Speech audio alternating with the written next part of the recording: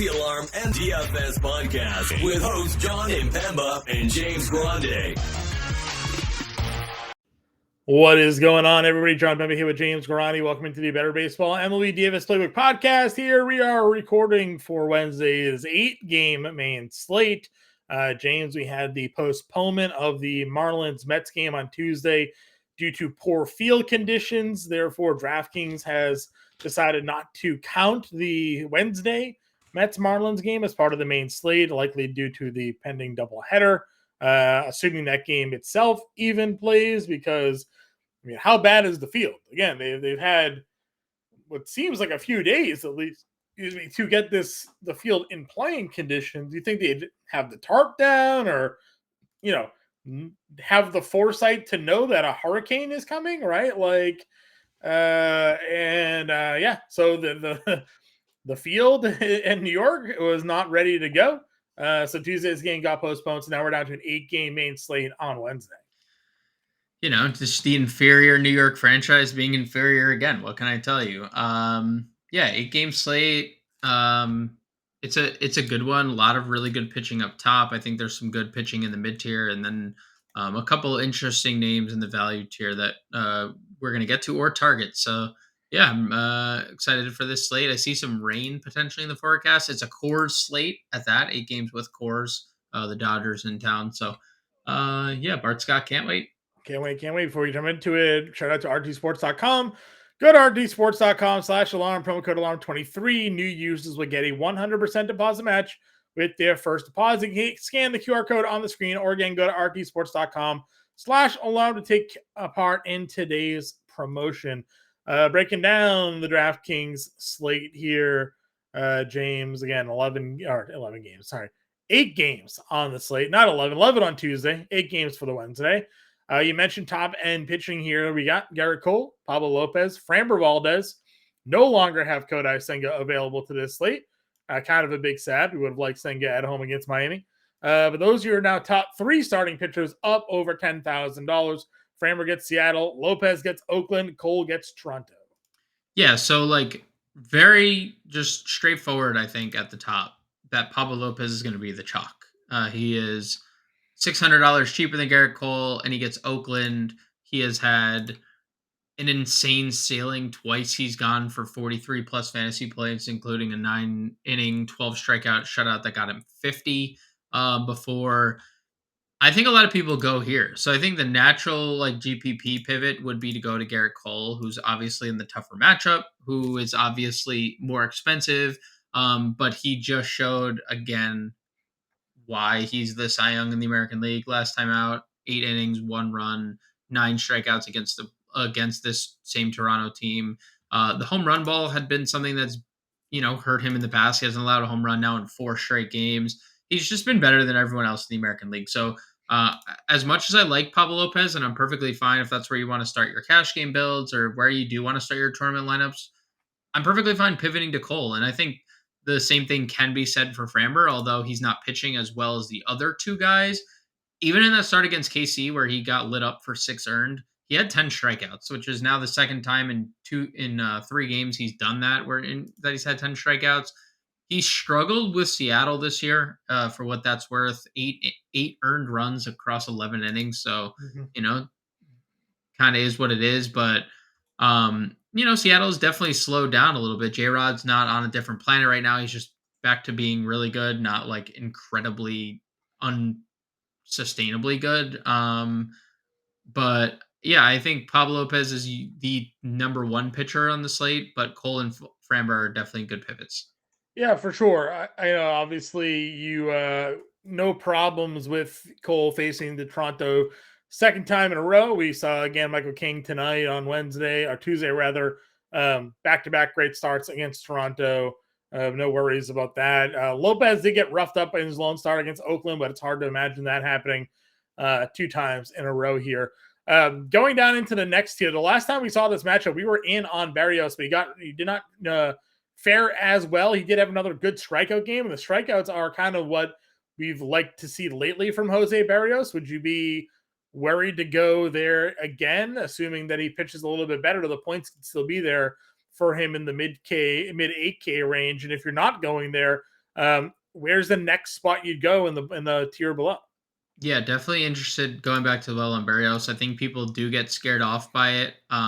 He got bit by a home run in the first inning by Jake Bowers. 3-run home run in the first inning, and then pretty much blanked him the rest of the game. I mean, he allowed 1 earned over the next, 5+ innings. So, yeah, I'd be willing to go right back to the well with Barrios. He hadn't allowed a home run in the 2 games prior.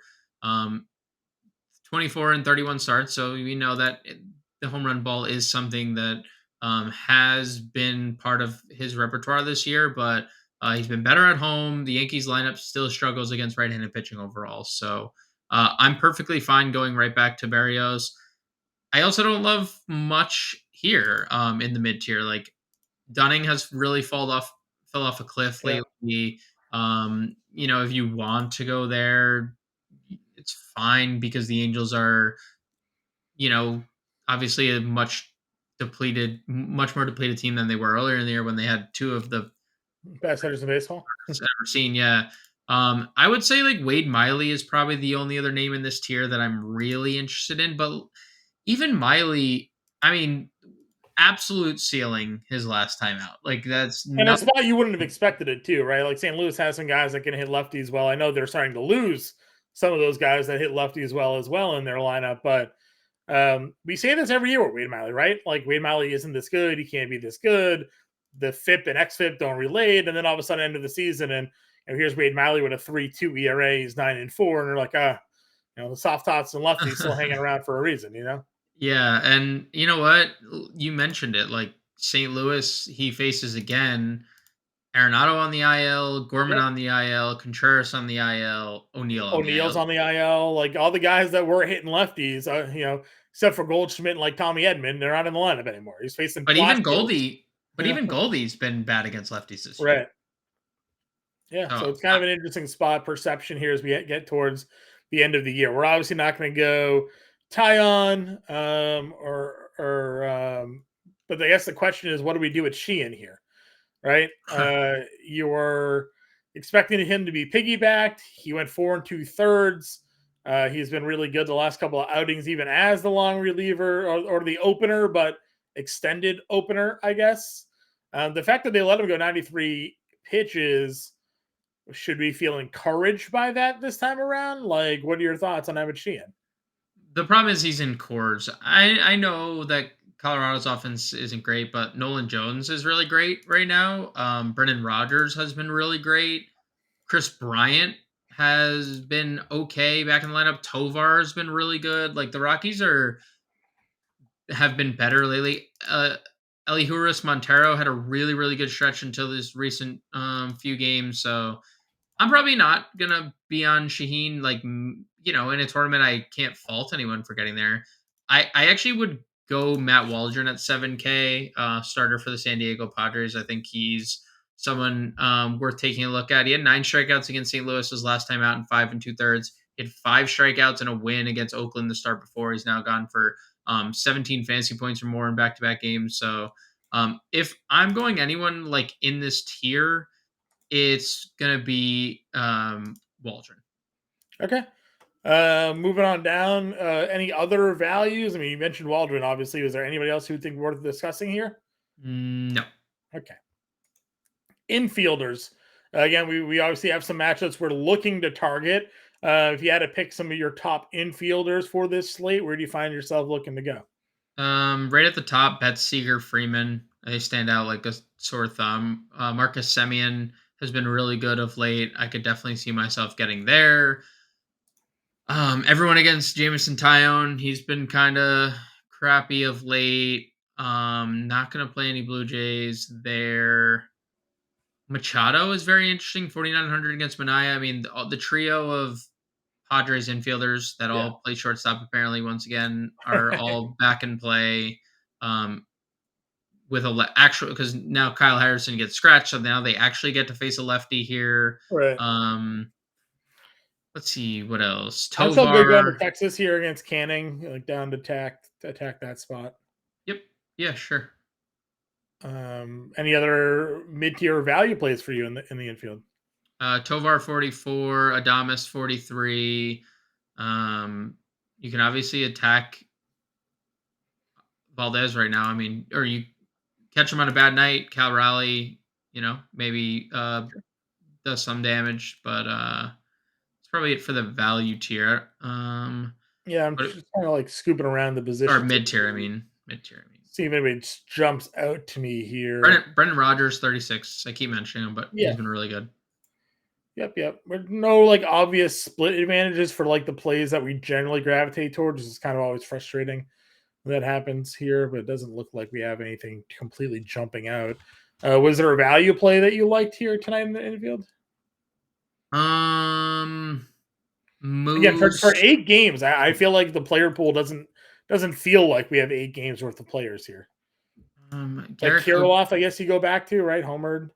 Yeah, Kirilloff. I think Minnesota value. You have Julian at 4K is a decent price. If Jeffers is in the lineup, he's been playing against righties. He's coming off a monster game his last time out. So you can play Jeffers. If Castro's actually in the lineup, he's 3,400. So there's a lot of really interesting Minnesota value here. Sure. Outfield, again, we know where the top end talent is here with the Cunha, Betts, Judge, that whole crew. You're obviously in on JD Martinez on Tuesday, and so not being on the main slate, would imagine you'd be willing to run it right back here at 5,700. Oh, so fast. Where else you looking to target? Fernando Tatis, Kyle Tucker, Jordan, both in play. Nolan Jones already. Nolan Jones, dude, is on a different planet right now. I guess if you're not in on Frambar, right? Like Teoscar would be someone you'd probably like at 45. Yeah, I mean, I think Julio can be in the same breath, right? Like if you guess right, and Framber's been shelled. He's been no hit good, and he's been terrible bad, right? He's given up 6 earned, a bunch of starts. So I agree with that statement very much so. Any other mid-tier plays for you? Michael Harris sits at 44, Kepler at 43. Saya continues to hit the ball really well at 43 as well. All three of those guys were exactly the names I was going to. Tommy Edman. I apologize for stealing them from you then. Oh, good. 3,900. Evan Carter is a great play. He'll be back in the lineup with a righty on the mound. Mm-hmm. He's been amazing. I can't imagine a world where he doesn't play every day next year for Texas.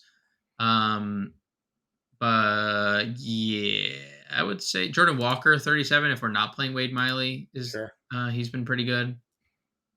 Yeah, that works. Mark Canha hits lefties pretty well. You have Thompson there at 36. Leotis is down to 35.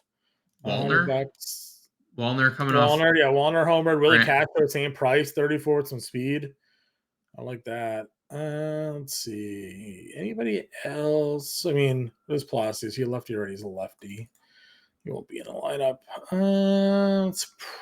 Tyrone Taylor, $2,900. Tyrone Taylor, yep. Gets the lefty. All right, let's a little bit of lineup here, sir. Where do you want to go with your pitching today? Lopez, Miley, or Waldron, probably. Okay. I mean, if you want to play Garrett Cole, that's fine too. He'll be less owned than Pablo. I'm down going with Waldron here. That's fine by me. So it's $39.50 a play. I think we just had the cheap outfielder that we talked about there. What was it? Wallner? Matt Wallner? 34? Wallner, yeah. Wallner. Kirilloff at first. 32. That works. 4,100 catcher. Catcher. What do you want to do? Campusano, 39 against Minaya. Jeffers, 35. Yeah, or I mean, I gave him a shout on the Tuesday stream, but Austin Wells homered again on Tuesday, third home run in 5 games. I mean, Berrios has struggled against lefties. I know Wells has not been great overall, but he's a good hitting prospect, and he's definitely been better lately. So I don't know. He's $3,000. He has 3 home runs in his last 5 games. Jeffers is the objectively better play, but Wells has been pretty good at the dish the last 5 games. Yeah, that's fine. I don't mind for the salary. So that's $4,400 for second, third, short, and outfielder. We wanted JD Martinez here.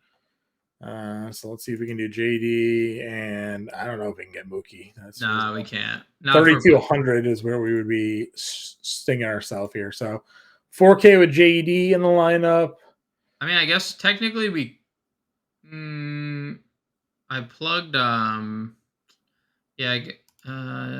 I probably can't do it.